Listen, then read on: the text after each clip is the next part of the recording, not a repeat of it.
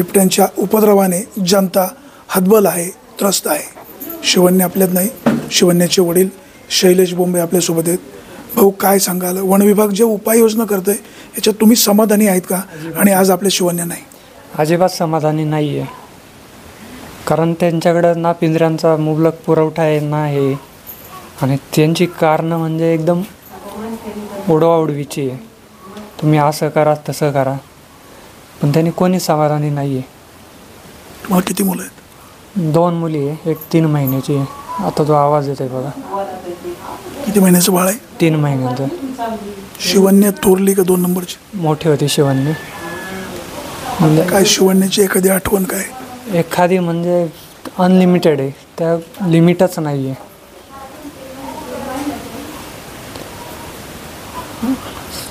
सांगू शकत नाही इतक्या आठवणीत. माझ्या एकट्याच्याच नाही, अख्ख्या आमच्या गावाच्या म्हणलं तरी चालेल, किंवा आमच्या अख्खे नातेवाईक, असं कोणाच्या तोंडात नाही ती.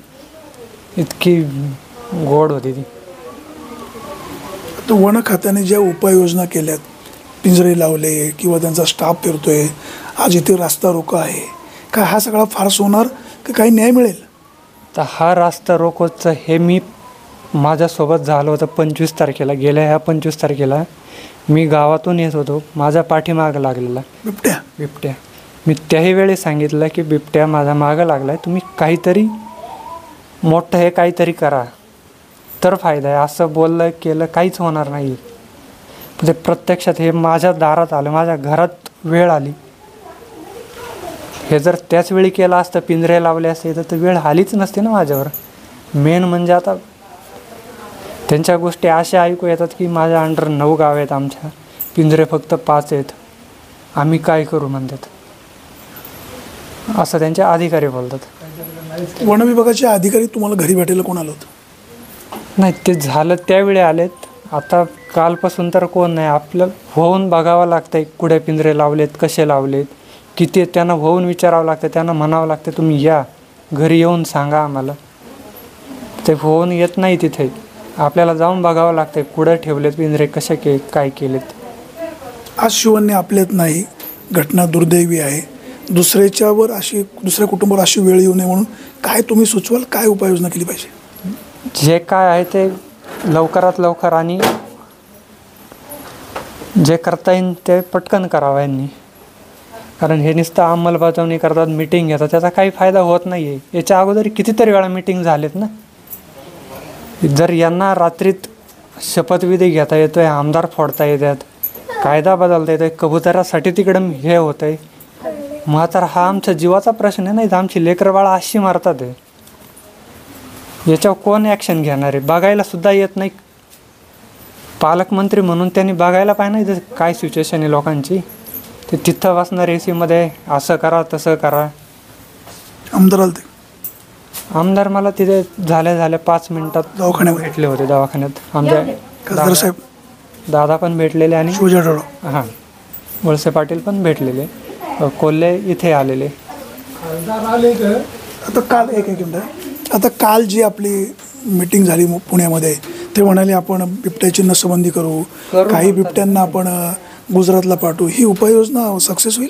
सक्सेस म्हणजे ते लवकरात लवकर इमिजिएट केली पाहिजे. ते आत्ता पाठवणार प्रस्ताववरती, त्याच्यावर सुनावणी करणार, कधी होणार काय, याच्यात वेळ जाणार. परत एखादी घटना घडणार, परत मीटिंग लावणार, तो वेळ जाणार ना. तर वन विभागाचे कर्मचारी पण हातबल आहे, बिबट्याची संख्या प्रचंड आहे. शासनाने बिबट्या संदर्भात योग्य उपाययोजना करणं अपेक्षित आहे. काय तुम्ही काय सांगाल? एकतर त्यांनी पिंजऱ्यांची संख्या वाढवा, नसबंदी तर पहिलीच काय करायचं ते करू शकता. ते नसल त्यांना करता येत तर आम्हाला परवानगी द्या मारण्याची वगैरे. त्याचा काय जे असेल शिक्षा वगैरे, त्याच्या कंप्लेंट केस तुमच्या अंगावरती घ्या, द्या परमिशन आम्हाला. आता बिबट्याची संख्या कुत्र्यांपेक्षा जास्त आहे. बिबट्या हा मांजर कुळातील प्राणी आहे. तो उसामध्ये राहतो, त्याला तिथं शिकार मिळते, प्यायला पाणी उपलब्ध होतं. काय सरकारने बिबट्याची नसबंदी करून किंवा पकडून कुठेतरी जंगलात ठेवून किंवा ह्या सगळ्या उपाययोजना सक्सेस होतील का फक्त हे तुटपुंज्या उपाययोजना आहेत? एकतर पहिली तुम्ही नसबंदी करा.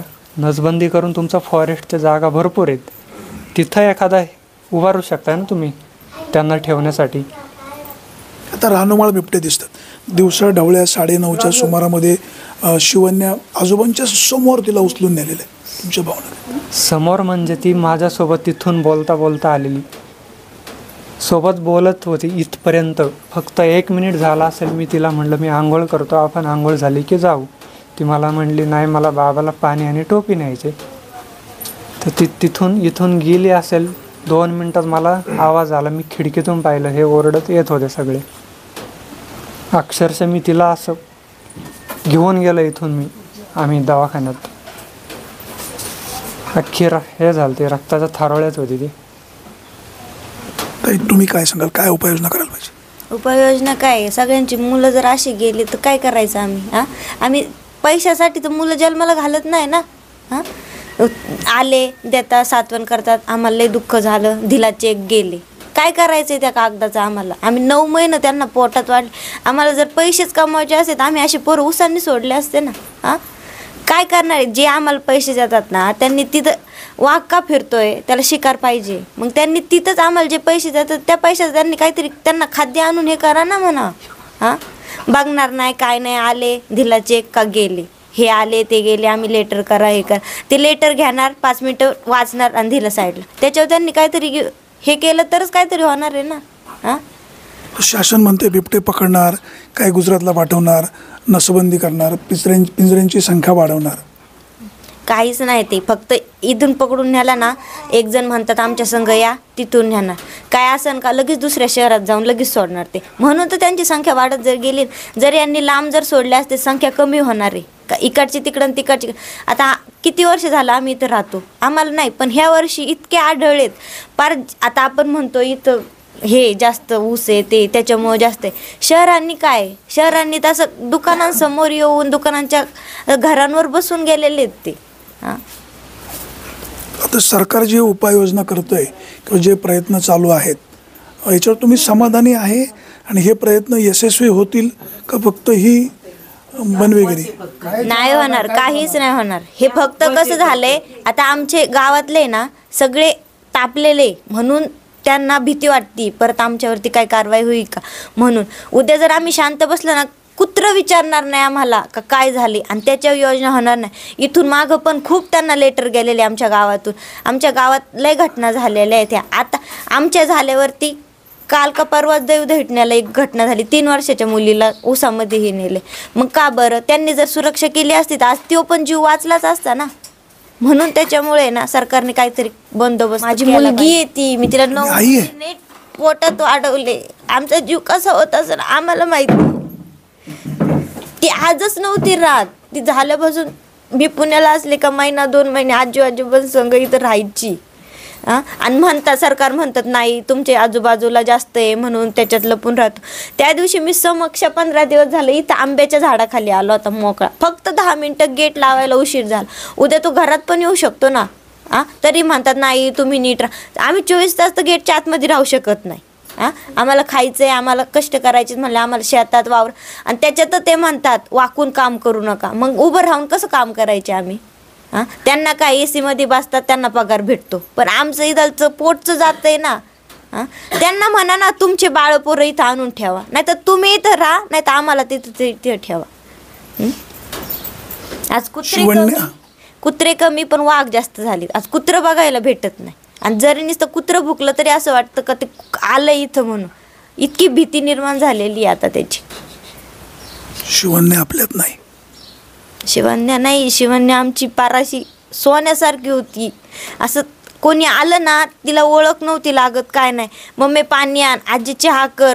जरी आजीने कोणाला बोलवलं नाही तर इथं आलेल्या शेतातल्यांना बायांना घरी घेऊन यायची. काय आजीने चहाला बोलवलंय तुला, म्हणजे इतकी ती होती, गोंडस इतकी होती ना. सर्वांना आपुलकी वाटायची तिची. का ही मुलगी एवढी कस काय बोलती, एवढी कस काय. आजी आजोबाचं नाव आणि सगळ्यांचं नाव ती रोशन केलं.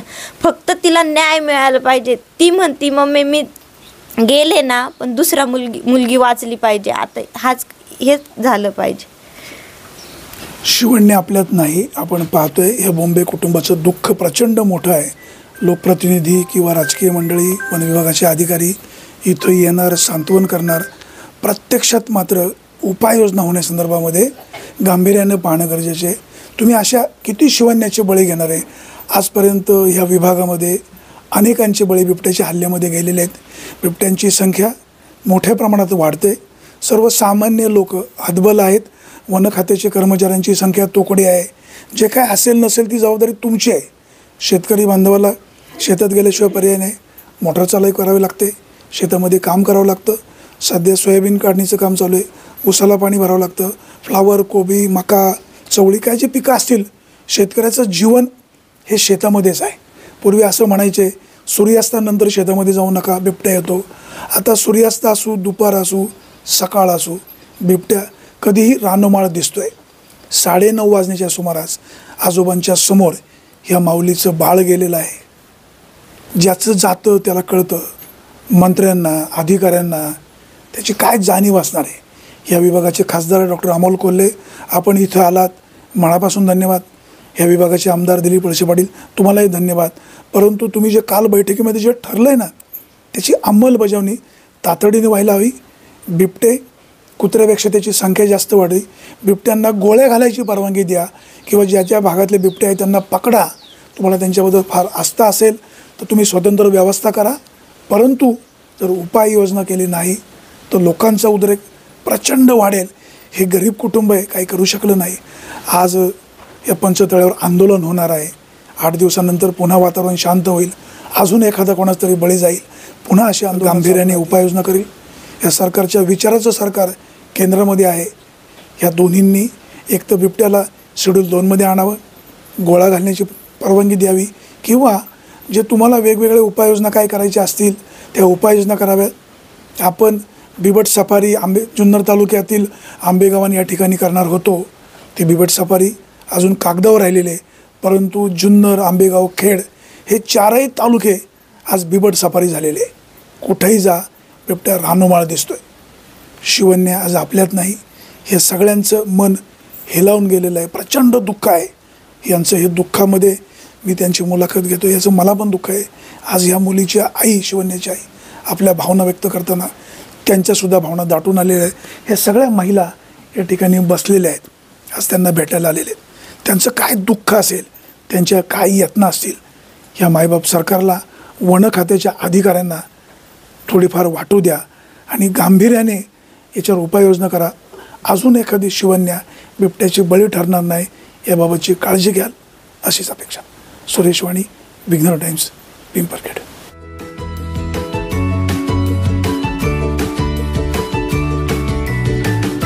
बातम्या शेतीच्या, बातम्या मातीच्या, बातम्या अन्यायाच्या, गुन्हेगारीच्या,